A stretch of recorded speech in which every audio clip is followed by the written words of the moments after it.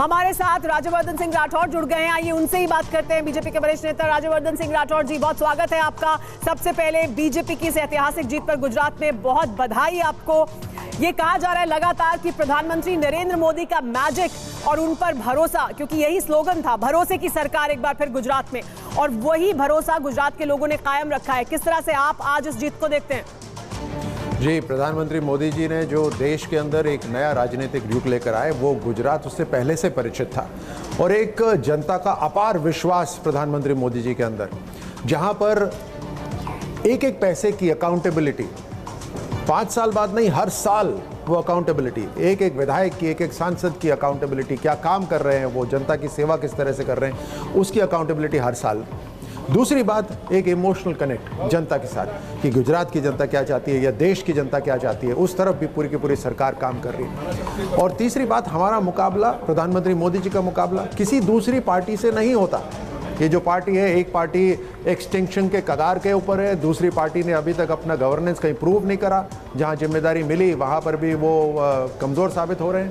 तो भारतीय जनता पार्टी का, प्रधानमंत्री मोदी जी का जो स्टैंडर्ड है, जो मुकाबला है, वो खुद ही के साथ है कि और कितना इसको बेहतर करा जा सकता है। लेकिन राज्यवर्धन जी, ये जो गुजरात में हुआ वो हिमाचल में क्यों नहीं हुआ? वो मैजिक जो गुजरात में चला, जो भरोसा गुजरात की जनता ने दिखाया, वो मैजिक हिमाचल में नहीं दिखाई दे रहा है।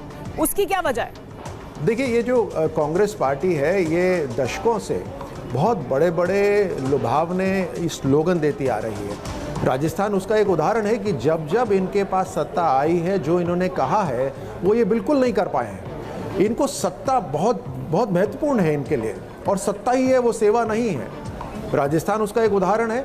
अब अगर हिमाचल के अंदर चुनाव के नतीजे पूरे आ जाते हैं, तो वहाँ पर भी यही आकलन करेंगे, यही आप पाएंगे कि इन्होंने स्लोगन बहुत बड़े बड़े दिए, और उस कारण से ये जो इनकी पॉलिसीज, इनकी नीति में विश्वास से नहीं है वहाँ पर जो वोट पड़ा है।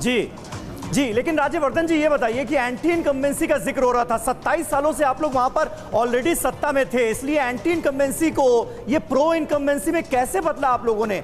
150 से पार चला जाएगा मामला, ये सोचा था क्या आप लोगों ने?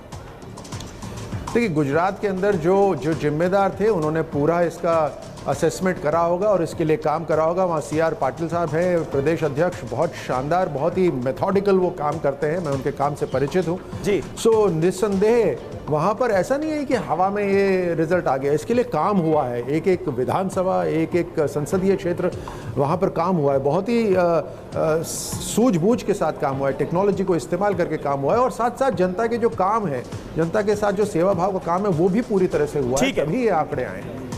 ठीक है, बहुत बहुत शुक्रिया राज्यवर्धन जी, TV9 भारतवर्ष से जुड़ने के लिए, हमसे बात करने के लिए।